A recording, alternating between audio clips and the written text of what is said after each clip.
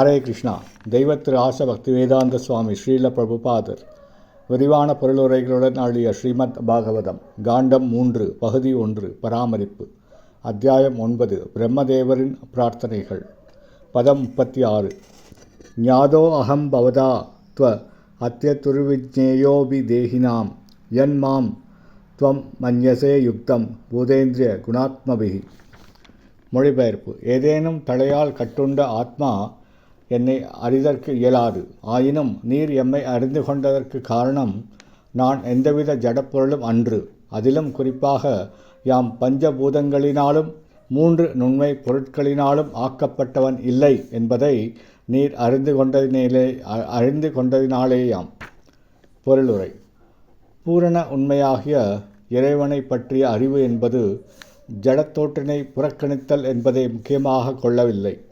மாறாக ஆன்மீக தோற்றத்தினை அது உள்ள நிலையிலேயே புரிந்து கொள்வதாகும்.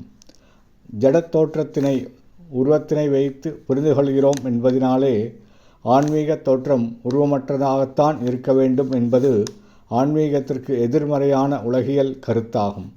உண்மையான ஆன்மீக கருத்து என்னவென்றால், ஆன்மீக உருவம் ஜட உருவம் அன்று. பிரம்மதேவனும் பகவானின் நித்திய வடிவத்தினை இவ்வழியிலேதான் போற்றுகிறார். முழுமுதற் கடவுளும் பிரம்மதேவரின் ஆன்மீக கருத்திற்கு ஒப்புதல் அளிக்கிறார். கிருஷ்ணரின் உடல் மனித வடிவில் இருந்ததினால் அது உலகியல் தன்மையானது என்னும் கருத்தை பகவான் கீதையில் வன்மையாக கண்டிக்கிறார். பகவான் தம்மை பல்வேறு ஆன்மீக வடிவங்களில் வெளிப்படச் செய்யலாம். அதனால் அவர் ஜடத்தினால் கட்டுப்பட்டவரோ அல்லது உடலிற்கும் ஆத்மாவிற்கும் வித்தியாசம் உடையவரோ அல்லர்.